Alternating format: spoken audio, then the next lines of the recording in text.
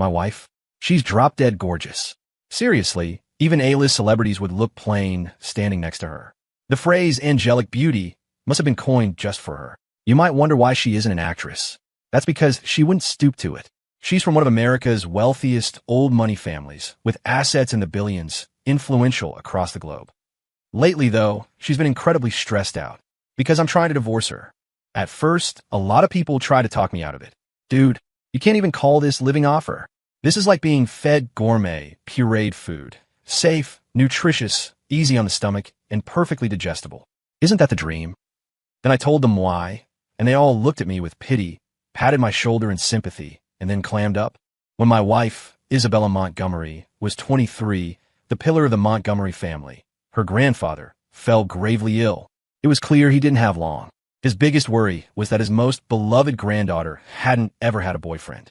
If he could just see her married, he'd be able to pass on peacefully.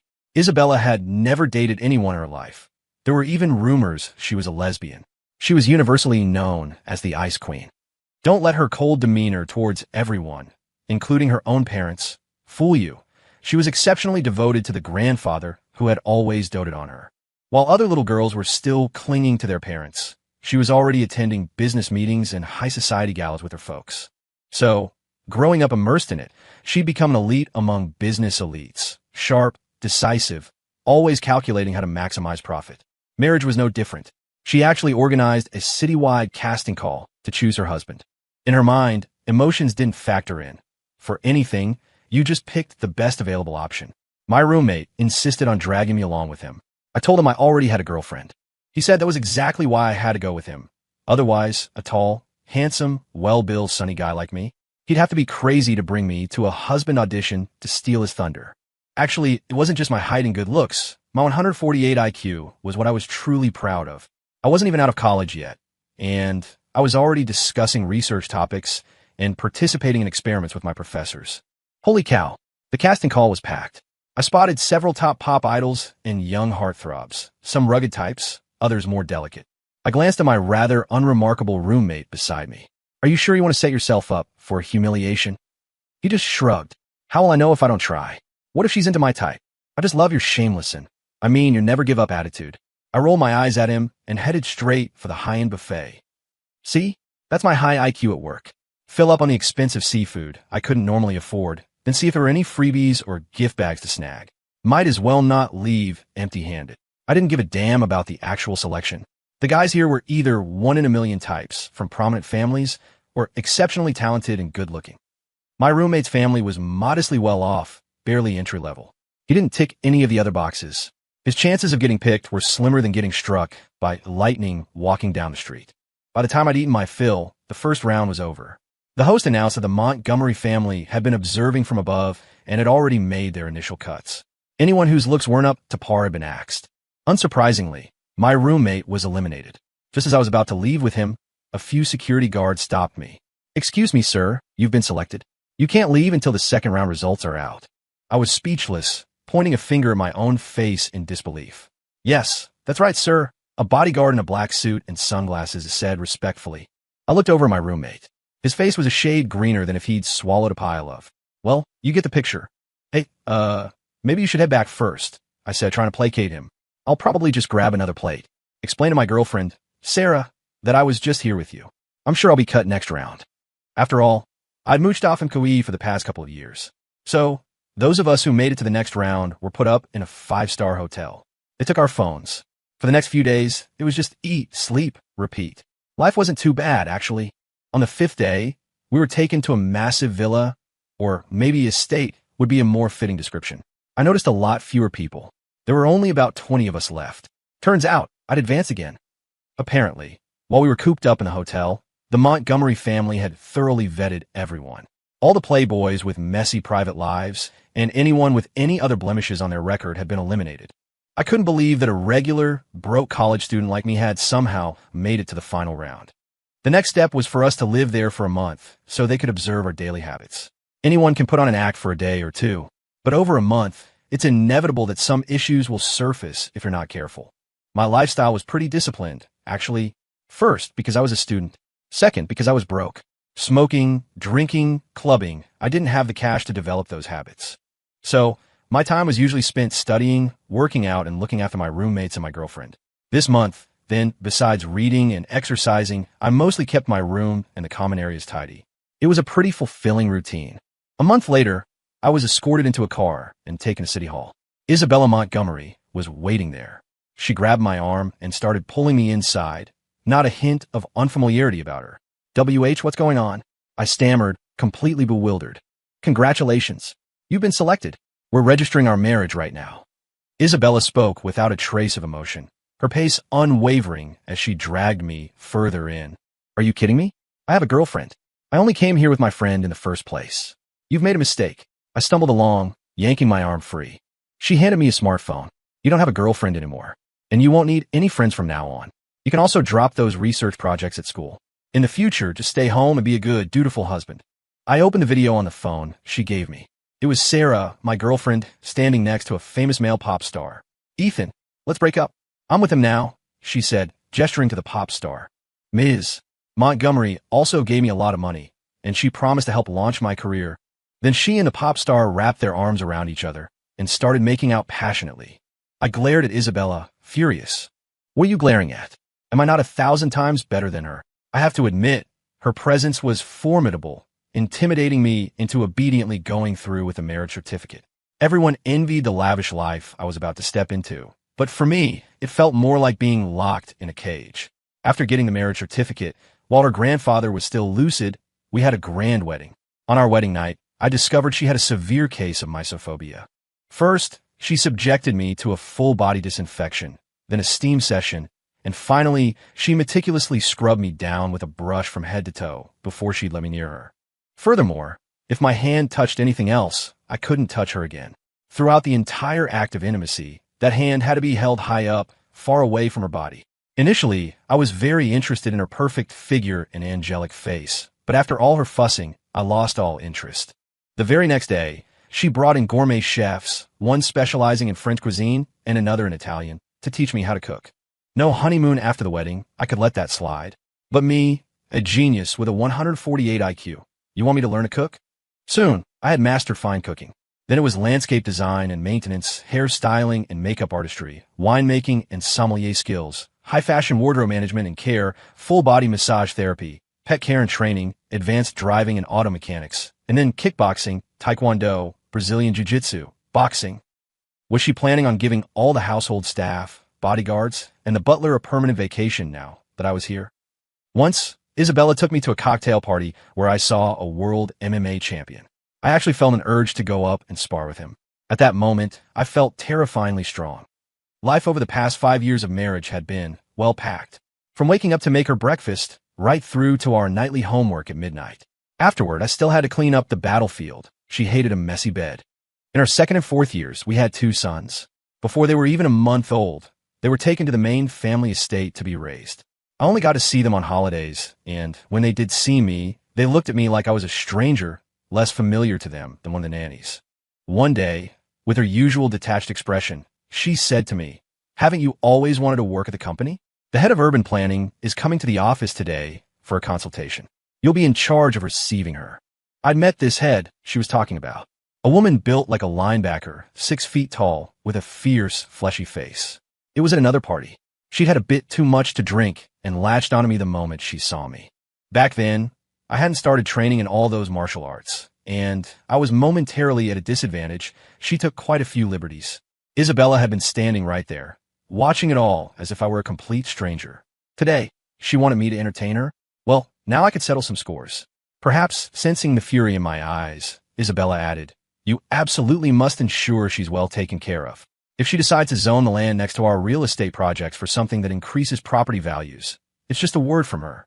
With that, she drove me to the most exclusive restaurant in town. Then, ignoring the way the female official's eyes lit up when she saw me, Isabella just said she had other business and left without a backward glance. But I wasn't a lamb to the slaughter anymore. Actually, this woman was pretty straightforward. I threw an arm around her shoulder and called her sis. "Long time no see. I miss you like crazy. Tonight, if one of us isn't under the table, we're not real friends." She blinked, then burst out laughing. "Anything else? Maybe not. But if it's drinking, I'll let you call him back up. Now if you say that, I can't just back down." And just like that, we each polished off a bottle of whiskey and 2 bottles of red wine. We both ended up under the table. When I woke up at home the next morning, the first thing I saw was Isabella, her face a thundercloud. What happened with you yesterday? How did you get a department head that drunk? When they pulled you 2 out from under the table, you were both crying and swearing you were brothers for life. I rubbed my eyes and looked at her seriously. If I hadn't drunk her under the table, do you know what she would have done? Or rather, you knew what she wanted to do, which is why you sent me, right? Isabella, usually so assertive, turned her head away, unable to meet my eyes. What could she, a woman, do to you? As a man, what could you possibly lose? Besides, if I don't care, what do you have to be uptight about? You lounge around at home all day doing nothing. If you're not even useful for this, what do I need you for? This was the first time I'd ever heard a hint of guilt in her voice. I shook my head and chuckled. Yeah, Ms. Montgomery doesn't care.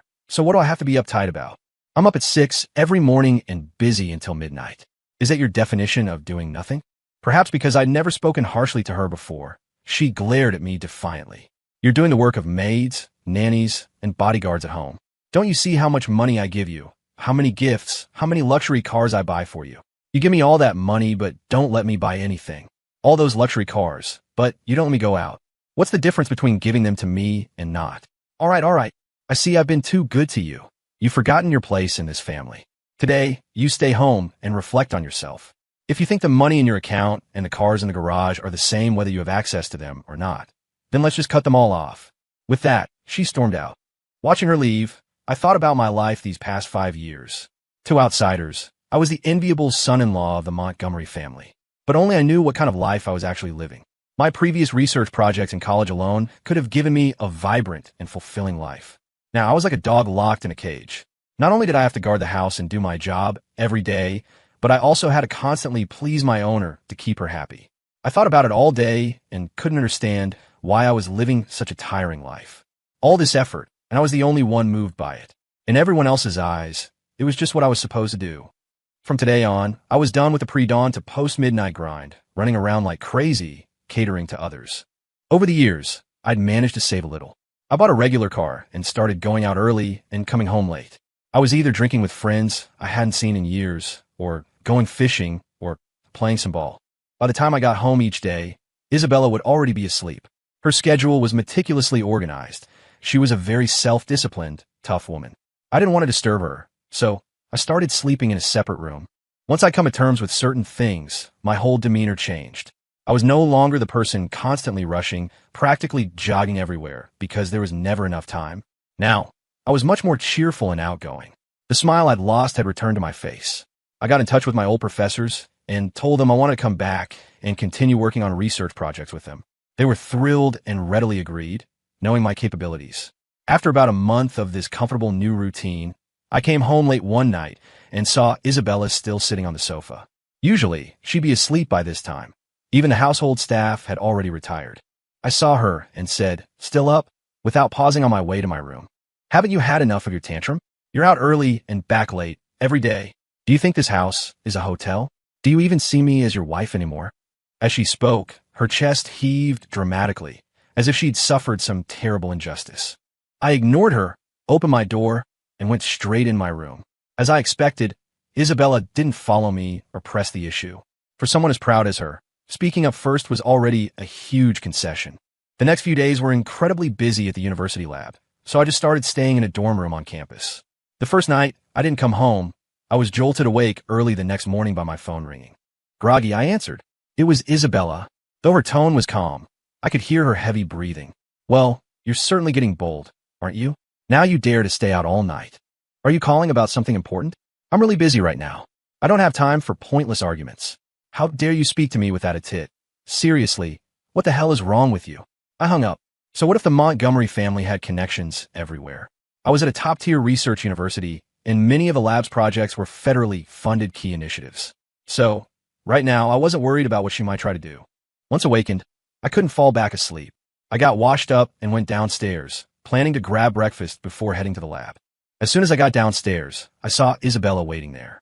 I pretended not to see her, looked down, and tried to slip away around the other side. I hadn't taken more than a few steps before Isabella grabbed my wrist. "Stayed out all night, and now you pretend you don't see me? Ethan Miller, you've really grown some nerve. Do you think just because you're not spending my money and hiding out at the university, I can't do anything to you? I knew her too well. If she was saying this, she definitely had something planned. I didn't want to provoke her. It wouldn't do me any good. I've been extremely busy these past few days.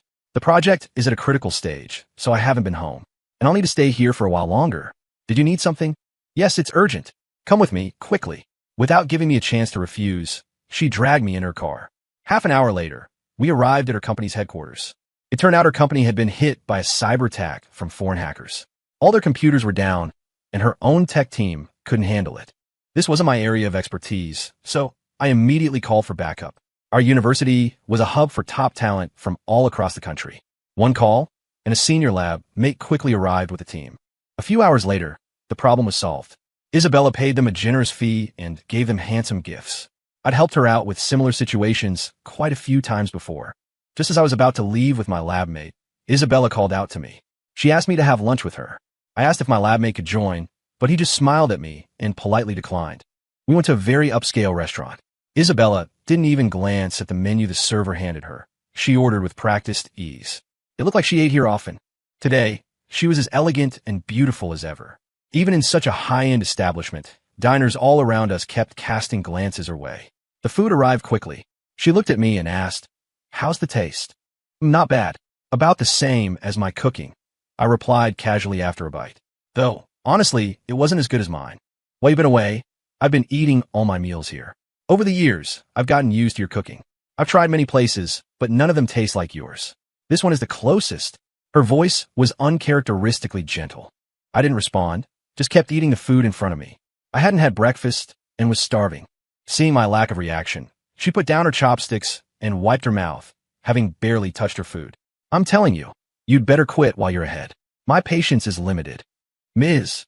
Montgomery, what exactly am I ahead on? I did you a huge favor, and buying me lunch is quitting while I'm ahead? Your generosity isn't exactly overwhelming, is it? You weren't like this before." This was the second time I talked back to her, and she was so angry she was tripping over her words. "I can live without spending your money or using your things. But can't you just let me live like a normal person? I don't want to live another day like I used to." She was a smart woman. I didn't need to spell it out. But she still rejected me, her expression blank. "No, the Montgomery family has its rules. If people found out you were staying out all night and working outside, where would our family's reputation be?" She stood up and gave me a cool, indifferent look. "I'll give you 3 days. Get everything sorted and come home obediently. Otherwise," she didn't finish, but it definitely wouldn't be anything good for my physical or mental well-being. Watching her leave, I didn't take her words to heart. I wasn't easily scared. I'd just stay at the university for the next few days. What could she do? I really didn't believe she'd dare to barge in and drag me out.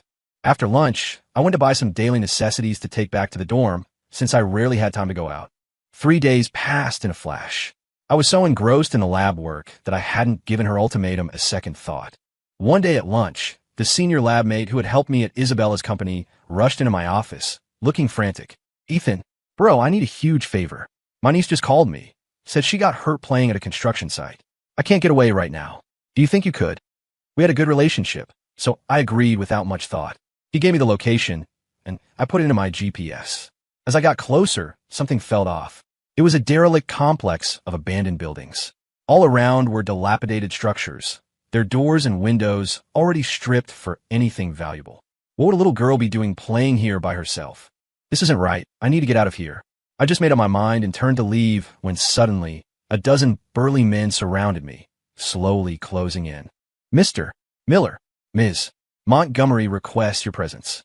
Come on, you two have had your little spat for a few days, that's enough. You can't just not come home, right?" The speaker was Vic the Bull Bronson, Isabella's head of security. He was a mountain of man, built like a brick outhouse, with a thick neck and a face full of mean-looking muscle. "All right, tell her I'll be home tonight. Tell her to be home for dinner. I'll pick up some of her favorite dishes. Haven't seen her in a few days. I actually kind of miss her." Ha! I tried to laugh it off, but the grim faces around me showed no one was buying it. "Mr. Miller, we all know you're smart, but you can't treat us all like idiots. Either you come with us, or we take you. Your choice." With a nod, he signaled the others to advance on me. These bodyguards were just like Isabella, absolutely no patience. I took off my jacket, loosened my arms and legs, and got into a fighting stance. Well, looks like Mr. Miller wants to spar with us. All right, boys, let's play with him. Ms. Montgomery said, just don't hurt him too badly. Get him, boys. At Bronson's command, the others moved in. All those martial arts I'd learned weren't just for show.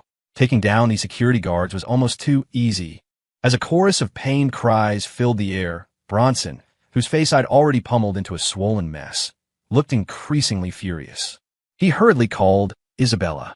When he hung up, there was a new confidence in his eyes. All right, boys, Miss Montgomery has new orders.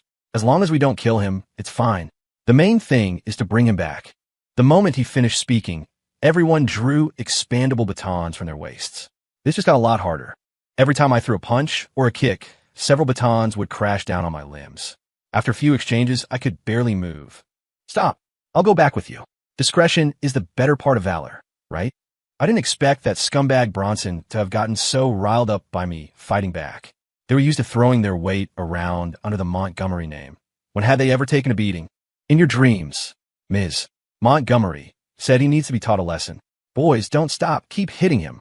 In the end, they broke both my arms and then dragged me back. When I got home, Isabella wasn't there. Bronson must have reported the situation to her.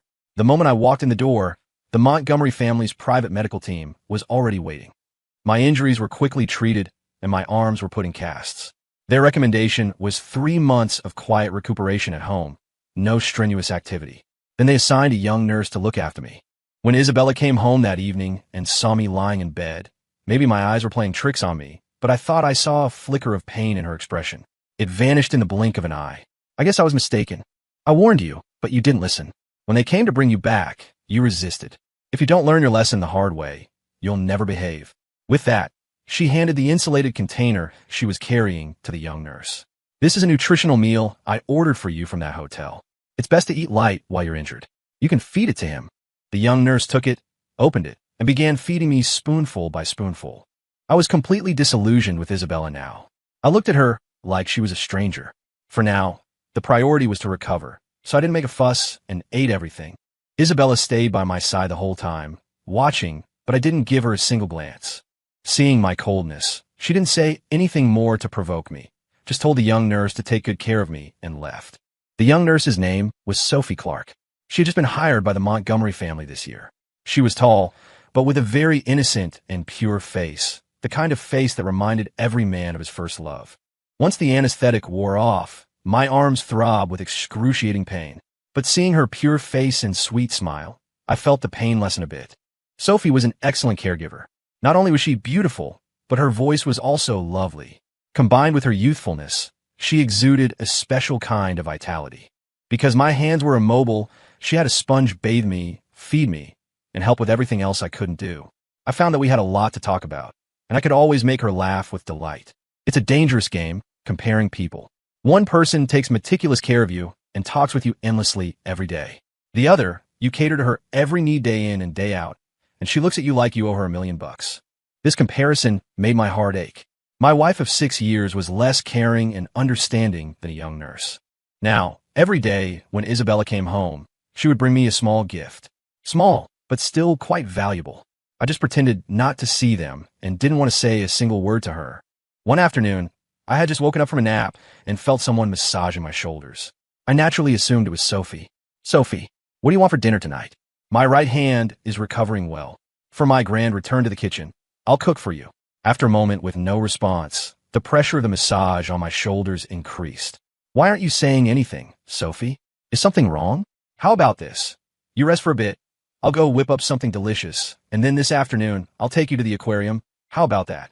With that, I swung my legs over the side of the bed. When I saw who was actually beside me, I was so startled I almost lost my footing. I tried to steady myself as naturally as possible. What are you doing home in the middle of the day? Even to my own ears, my voice sounded shaky. The person massaging me was none other than my wife, Isabella. Her face was grim, and her eyes seemed to have something shiny in them. It probably wasn't tears. I'd only seen her cry once, at her beloved grandfather's funeral. What? Am I interrupting something? Sophie, you say her name so affectionately. Isabella's face was so dark it looked like it was about to drip water. She clenched her fists, looking like someone was about to have a very bad day. Since it had come to this, I figured I might as well go all in. Both my arms were broken by my wife's people, and nobody cared, nobody asked. She's the only one who's shown me any concern. What's wrong with me being nice to her? Then I looked her straight in the eye and said seriously, Isabella, I'm truly sick of this life. Let's get a divorce. Hearing this, Isabella's mind went blank, as if struck by lightning. It wasn't that she couldn't live without me, but she was simply shocked that I was the one initiating the divorce. After a long pause, she finally spoke. You want to divorce me for a little nurse? What does she have that I don't? Isabella finally cracked. She yelled at me, her usual proud, strong self, who always demanded not to lose to anyone, was shattered. Today, her husband wanted to divorce her for a nurse. This was the biggest blow to her. I slowly walked over to her. Since the unspoken had been said, I thought it was better to lay everything bare. Do you really think I want to divorce you because of Sophie Clark? In all these years of marriage, have you ever truly treated me like a husband? After we got married, someone involved in nationally significant research projects, a man with a 148 IQ, learned dozens of skills for you from cooking to hairstyling. For years, I never left your side, revolving around you. And when did you ever care about me? When did you ever give me a kind look? I caught a cold standing in the rain for you, and you were disgusted, afraid I'd infect you, so you isolated me for over a month. Because of your misophobia, every time we were intimate, I had to disinfect myself, then scrub myself with a brush. If my hand touched anything else, it couldn't touch you. Every time, it was in some awkward position. Do you know how humiliating that is? For the sake of the company's interests, you were willing to offer me up to that executive. What do you take me for? In 6 years of marriage, I haven't felt a shred of warmth in this home. I was just upset and went out to clear my head, and you had people break both my arms with batons. I'm scared, Isabella. I'm really scared. I'm terrified that one day, if I displease you, you'll get rid of me. For whatever our marriage was worth, please let me go, okay? My words were sincere, my attitude utterly humble, just hoping she would soften and let me off the hook. It's not like that, honey. I was just inconsiderate. I thought if I kept you at home, you wouldn't have to work, you'd eat well and live well. That would be better than whatever life you'd have outside. I thought you'd be grateful. Isabella burst into tears and hugged me, her voice incredibly gentle as she tried to explain. I gave a bitter smile. Why would you think someone involved in top-level national research would feel happy just because they have food and drink? We have a dozen major national projects a year. I can eat or drink whatever I want. I stopped working after we got married, yes, but I was up at 6 every morning and busy until midnight. That's many times more exhausting than my actual job. The money and cars you gave me? I barely left the house once a year. The credit cards were in your room. I never touched a cent. The cars are probably rusting in the garage. I haven't gained anything, only a body full of injuries. What the hell was all this for? Finally, I had the chance to pour out all the grievances I'd bottled up for years. Though tears streamed down my face, my heart felt much lighter. Perhaps hearing me say all this, she finally realized how much I had given and how little I had received in return. This caused a seismic shift in her usual understanding of things. She held me tightly, repeatedly apologizing. I could even feel her whole body trembling. This was how she'd been the day her grandfather died, when she cried and collapsed in my arms. I gently pushed her hands away, wiped my tears, and looked at her with cold eyes. If you truly feel sorry for me, then let me leave. I really don't want to spend another minute in this house. With that, I tentatively started to walk towards the door. She just stood there, hands covering her face, sobbing, making no move to stop me. I went back to my room, took only one of my bank cards. It was all my own money, enough to last me the rest of my life, and left the Montgomery house without taking anything else. The first thing I did was explain the situation to the university. They agreed I could return once my injuries healed. Then I found a hotel to recuperate properly. On the third day at the hotel, around noon, there was a knock on my door. I thought it was the takeout I'd ordered. When I opened it, I was stunned by the scene before me. The hallway outside my room was lined with over a dozen men in wheelchairs, all with their arms and legs broken. At the very front was Vic Bronson. The moment he saw me open the door, he slid out his wheelchair and threw himself at my feet. Besides his shattered limbs, there wasn't an unbruised spot on him. Mr. Miller, boss, Dad, you're my real dad. I know I was wrong. I've been punished. Please, just forgive me, okay? Otherwise, I'm a dead man. He kowtowed repeatedly as he spoke, groveling. All right, I forgive you all. You can go now. I knew who was behind this, and I didn't want to pursue it. I just wanted nothing more to do with her. The next day, I was in the bathroom brushing my teeth when someone knocked again. This time, I checked the peephole and saw it was hotel staff before opening the door. A female attendant and a man who looked like a manager walked in. They were exceedingly friendly. Mr. Miller, the room you booked for 6 months. Due to hotel renovations, we unfortunately have to move you to another room. I'm an easygoing guy. Just changing rooms? What's the big deal? So, while the attendant packed my things, I readily went with him to the new room on the top floor. This is the room you're moving me to? Isn't this the presidential suite? I'd traveled on expense accounts before. I'd seen a thing or two. I'd stayed in rooms like this. That's right, Mr. Miller.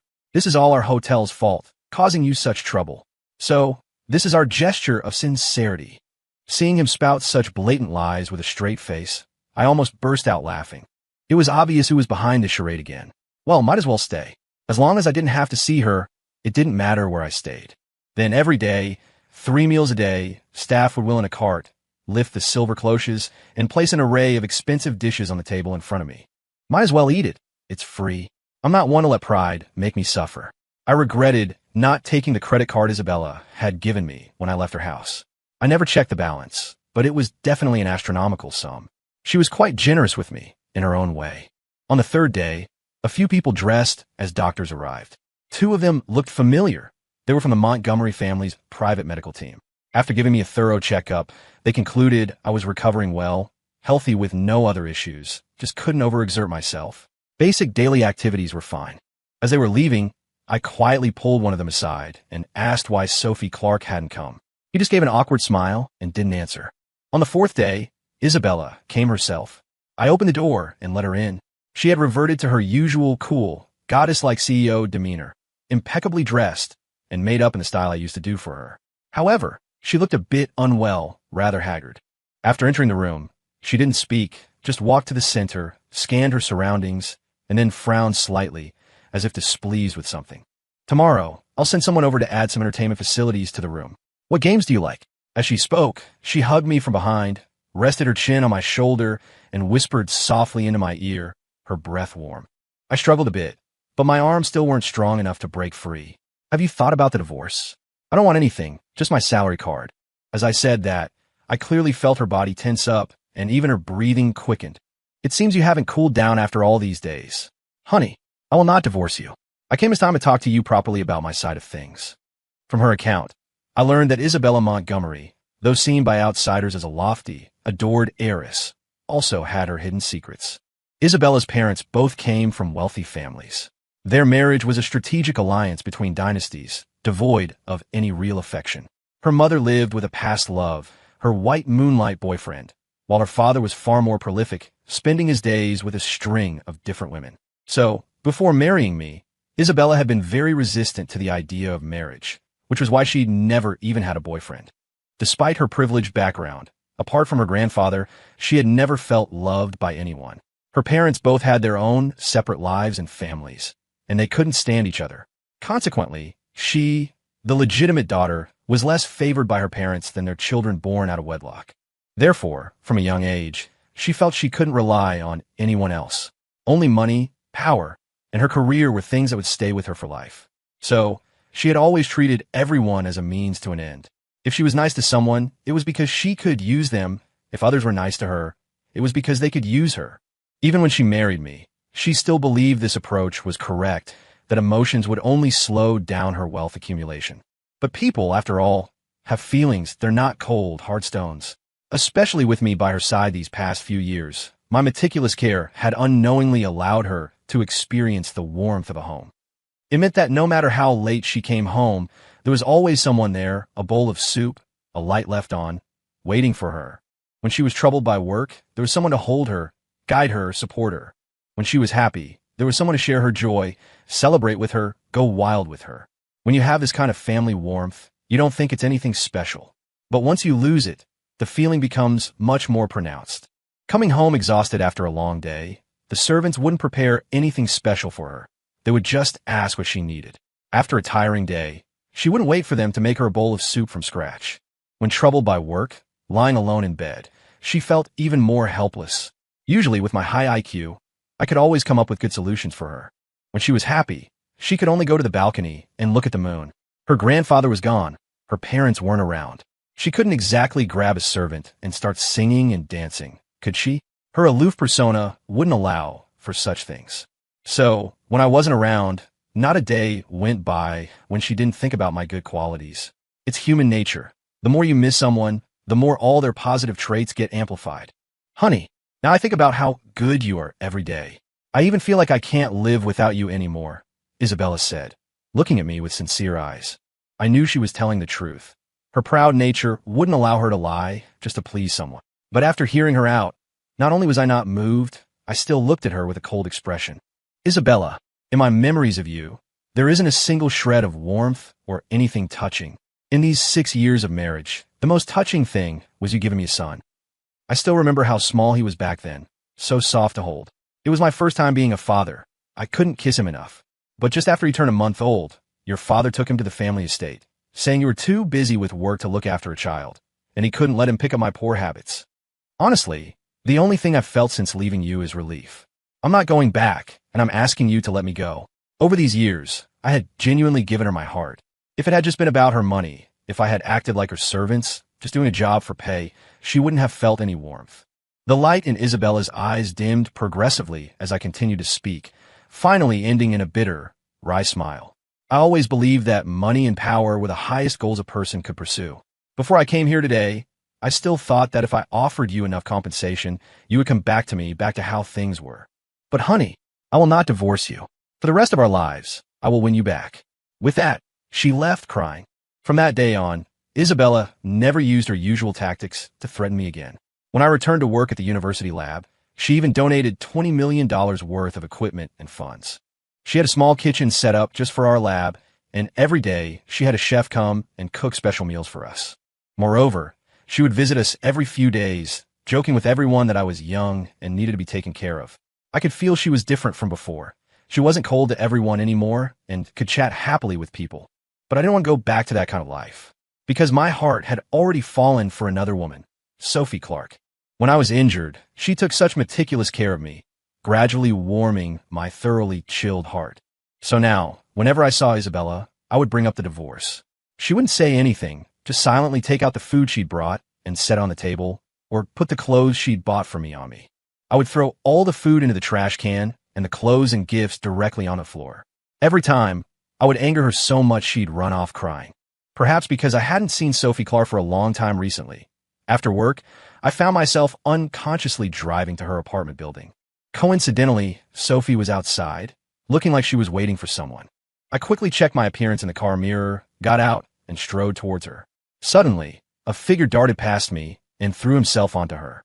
I rubbed my eyes and saw it was a good-looking young man, hugging her tightly. I could clearly hear the sweet nothings they were whispering to each other, yet they were completely oblivious to my presence nearby. Dejected, I walked back to my car and slumped over the steering wheel, trying to get my emotions under control. What's wrong? About to confess your love, only to find out she already has a boyfriend. A sudden voice from inside the car startled me. I looked at the passenger seat, where Isabella had appeared at some point, and was momentarily speechless. I didn't say anything and just slumped back over the steering wheel. Why did you fall for her? What does she have that I don't? Isabella's voice suddenly rose, filled with anger and accusation. Perhaps it's because I felt she was too good to me. It had been a long time since I felt someone was so good to me. Thinking back now, I realized it was probably just the professional standard for a private nurse. Silence then filled the car, only the sound of our 2 breaths audible. Suddenly, a pair of soft hands pulled me into a warm embrace. She kept stroking my back, comforting me. It's all my fault. You gave me all your tenderness, and all you got in return was my coldness and distance. But that time they hurt you, it really wasn't my order. I just told them to bring you back. Later, when he asked for instructions, I just said if he didn't listen, to tie you up and bring you back. I really didn't tell them to break your arms. I looked at Isabella, who was sobbing uncontrollably, my expression cold. Why did they dare to treat me like that? Isn't it because they felt I was insignificant in your heart, that even if they injured me, they just have to explain themselves a bit when they got back? I pushed her away, freeing myself from her embrace. Isabella, let's get a divorce. I swear I will never go back to that house for the rest of my life. If you have even a shred of feeling for me, let me go. I'm begging you. She turned away, her expression hidden, and just threw out a sentence. If you want a divorce, it'll be over my dead body. Then she left. For the next few days, I was in a daze. The lab supervisor noticed I wasn't myself and gave me a few more days off. After sleeping in the hotel for a few days, my spirits finally improved a bit. I decided to buy some ingredients for a really good homemade dinner, planning to treat myself that night. Just after I bought everything and opened my car door, I received a heavy blow to the back of my head. When I woke up, I found myself on the rooftop of an abandoned building. It turned out to be Vic Bronson and his cronies, the ones Isabella had fired after they broke my limbs. They had kidnapped me. I must have been beaten severely while I was unconscious. My whole body ached, but I wasn't tied up. I could still move freely. Luckily, they hadn't noticed I was awake. I continued to feign unconsciousness, partly to look for an opportunity and partly to recover a bit. I was still very dizzy and had to force myself to stay as clear-headed as possible. Hey, Ms. Montgomery, hello. Ha ha ha. Thanks to you, I'm not much of a person or a ghost these days. Hey, don't hang up so fast. Of course I have something. My life has been pretty tight since you had my arms and legs broken. I was wondering if Ms. Montgomery could spare some. Of course, I'm not asking for your money for free. I have something to trade. Your husband is in my hands right now. I've sent you the photos. Don't rush. As long as you give me the money, I won't do anything to him. 100 million in cash. You have to come alone. If you call the police or bring anyone, just wait to collect your husband's corpse. With that, Bronson hung up. In less than an hour, Isabella arrived by car. She came to the rooftop alone. Bronson, you got a lot of nerve, kidnapping someone close to me. Do you know what the consequences will be? I kept my eyes closed, so I couldn't see her expression, but I could hear the fury in her voice. It was trembling. Ha ha ha. I can barely afford to eat anymore. Do I care about consequences? Who made us like this? I followed you for so many years, always loyal.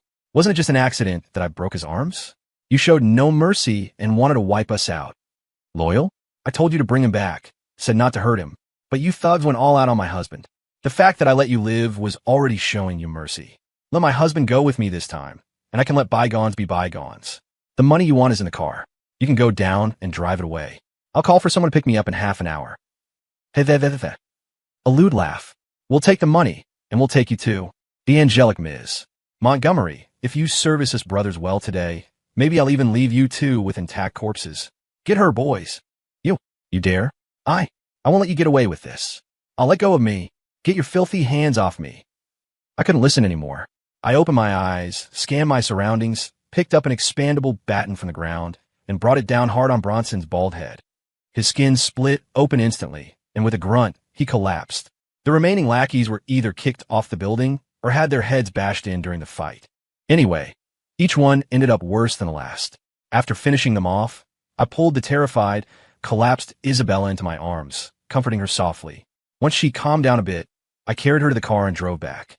The police arrived at the scene shortly after. After settling her in, I went to the police station to give a statement. When I saw Isabella again at home, she had completely recovered and had even cooked a large spread of dishes. Honey, wash your hands. It's time for dinner. I stared at her blankly. When did you learn to cook? These few months you weren't here, I also learned to cook, hairstyling, makeup. Now, can I take care of you, okay? She stared at me intently, full of anticipation. I didn't answer her. How could you go there alone just now? Those were animals, a bunch of desperate thugs. Did you even think about the consequences before you went? She placed a large shrimp, my favorite, on my plate and said softly, I didn't think about the consequences of me going, but I knew I couldn't bear the consequences of me not going. I really can't lose you again.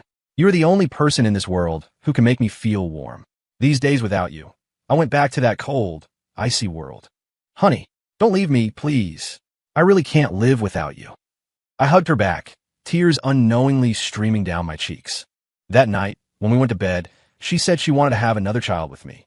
My hand reflexively reached for the disinfectant, but she snatched it away and threw it in the trash. That night, I learned how liberating it could be to let go. Although my life before hadn't been very happy, from now on, Isabella and I would live happily ever after. The end.